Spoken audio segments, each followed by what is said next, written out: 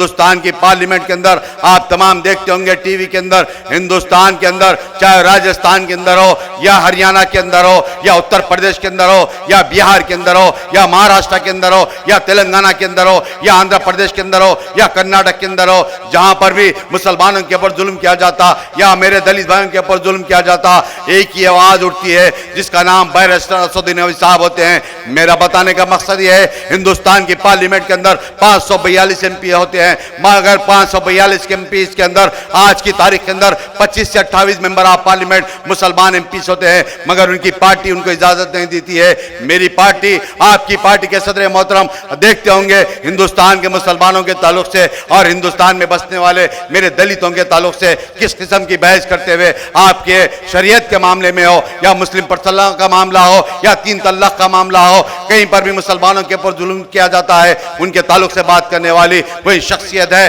तो member of parliament barrister Asaduddin साहब होते हैं। हैदराबाद की वो मोतेबर आवाज, वो मखसूस आवाज मोहतरमुल मकाम कौसर मुइजुद्दीन जो कि तेलंगाना के एमएलए हैं, मैं उन्हें मिस्रों से जहमत कलाम देता हूं कि न तेरा है न मेरा है, ये हिंदुस्तान सबका है। न तेरा है न मेरा है, ये हिंदुस्तान सबका है। नहीं समझी गई ये बात तो नुकसान सबका है, और जो इसमें मिल गई नदियां वो दिखलाई नहीं देती महासागर बनाने में, मगर एहसान सबका है। तालियों से इस्तकबाल कीजिए दोस्तों।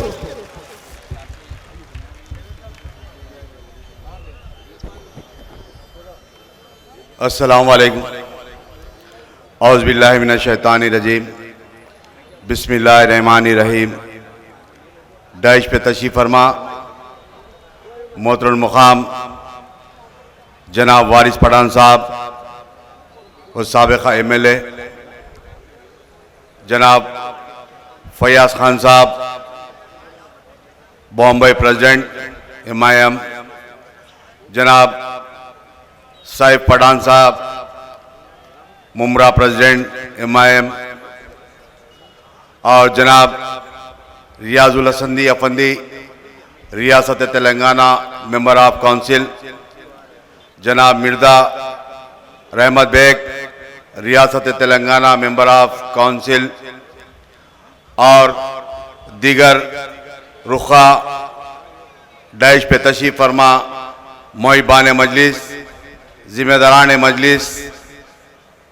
सामने बैठकर सुनने वाले मेरे साथी नौजवान बुजुर्ग हजरात और घर में बैठकर सुनने वाली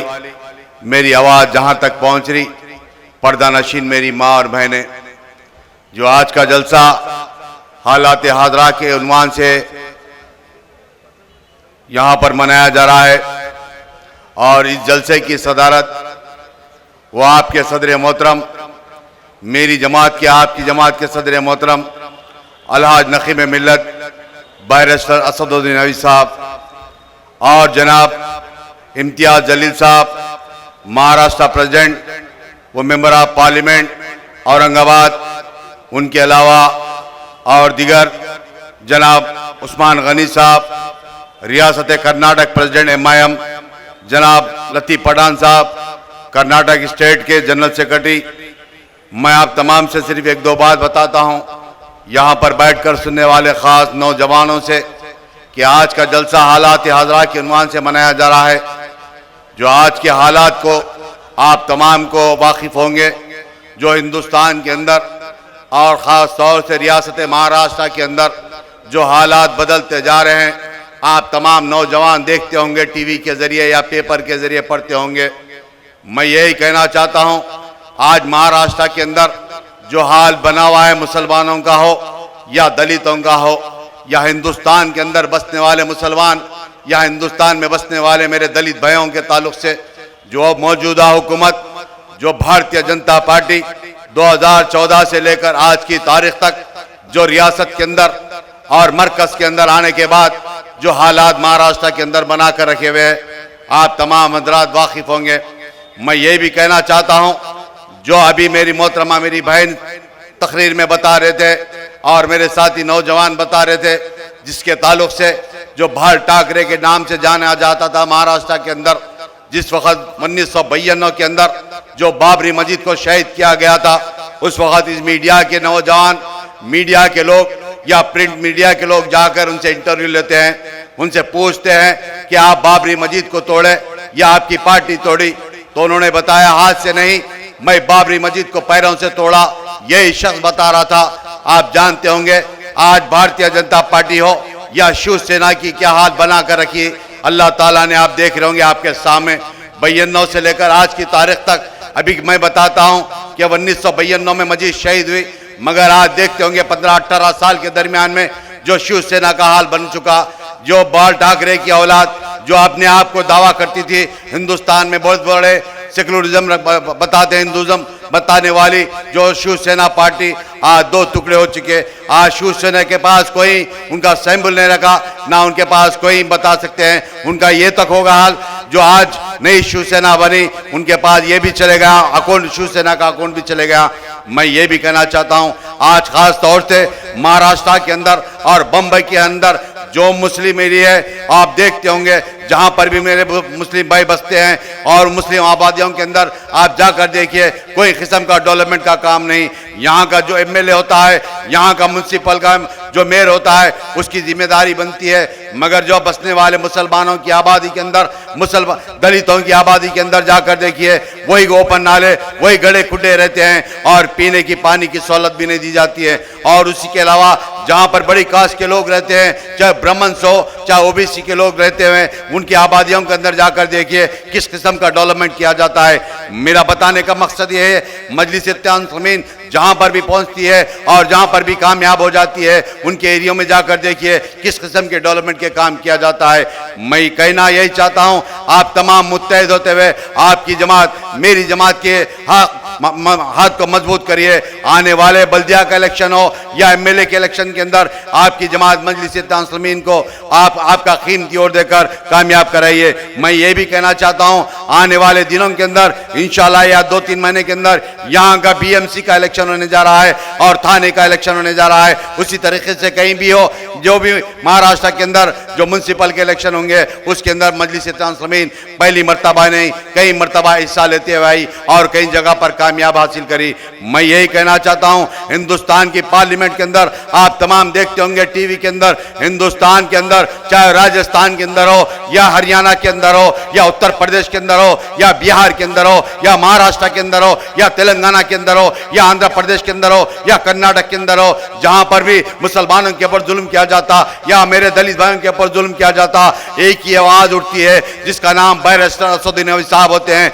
मेरा बताने का मकसद यह है हिंदुस्तान की पार्लियामेंट के अंदर 542 एमपी होते हैं, मगर 542 के एमपी के अंदर आज की तारीख के अंदर 25 से 28 मेंबर ऑफ पार्लियामेंट मुसलमान एमपी होते हैं, मगर उनकी पार्टी उनको इजाजत नहीं देती है। मेरी पार्टी आपकी पार्टी के सदर मोहतरम देखते होंगे हिंदुस्तान के मुसलमानों के ताल्लुक से और हिंदुस्तान में बसने वाले मेरे दलितों के ताल्लुक से किस किस्म की बहस करते हुए आपके शरीयत के मामले में हो या मुस्लिम पर्सनल का मामला हो या 3 तलाक का मामला हो, कहीं पर भी मुसलमानों के ऊपर जुल्म किया जाता है, उनके ताल्लुक से बात करने वाली कोई शख्सियत है तो member of parliament barrister Asaduddin साहब होते हैं। मैं यही कहना चाहता हूं पार्लियामेंट के अलावा पार्लियामेंट के बाहर भी आज से 15 दिन या 1 महीना पहले ये राजस्थान के अंदर 1-2 लोग को जिंदा जला दिया गया था, मगर वहां पर कोई पहुंचता नहीं। अगर कोई पहुंचता है हैदराबाद से लेकर राजस्थान को कोई जाते हैं तो इन्हीं का नाम है बैरिस्टर असदुद्दीन साहब होते हैं और वहां पर जाते हैं, उनके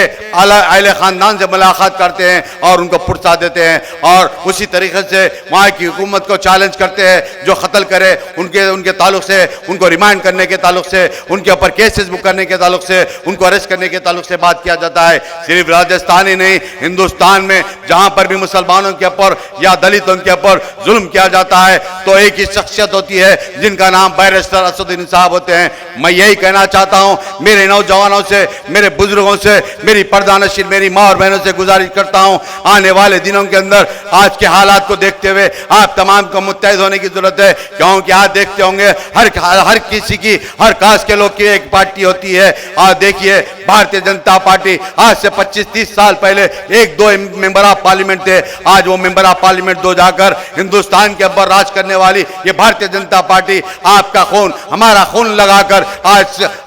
इख्तिदार पर बैठी हुई है। मैं यही कहना चाहता हूं आप तमाम को मुत्तहिद होते हुए आपकी जमात के हक में आपका कीमती वोट देकर आपके मेंबर ऑफ पार्लियामेंट आपके सदर मोहतरम मेरे सदर मोहतरम के हाथ को मजबूत करने की जरूरत है। और मैं ये भी कहना चाहता हूं इलेक्शन आएगा तो ये एनसीपी आएंगी, ये भारतीय जनता पार्टी आएंगी, ये शिवसेना आएंगी, ये कांग्रेस पंजा लेकर आएंगी। ये कांग्रेस वालों को अक्ल होने की जरूरत है, इसलिए कि 75 साल तक उन्होंने हुकूमत करे मगर आपके ताल्लुक से कोई नहीं सोचा, आपके रहने के ताल्लुक से आप बसने वाले बस्तियों के ताल्लुक से कोई नहीं सोचा। सिर्फ इनका यही इरादा था आपका वोट ले और इख्तिदार पर बैठे। और ये कांग्रेस के दौर में जितने फसादात हुए मैं समझता हूं शायद ही कोई हुकूमत के दरमियान में होंगे। और उसके बाद ये भारतीय जनता पार्टी ऐलान करती है हमारे ताल्लुक से और इनके मेंबर ऑफ पार्लियामेंट ऐलान करते हैं अगर है तो हिंदुस्तान में, अगर अब सीधा रहना है तो हिंदुस्तान या खबरस्तान यानी तो पाकिस्तान कहते हैं। ये भारतीय जनता पार्टी के मेंबर ऑफ पार्लियामेंट एक अदना वहां का भारतीय जनता पार्टी का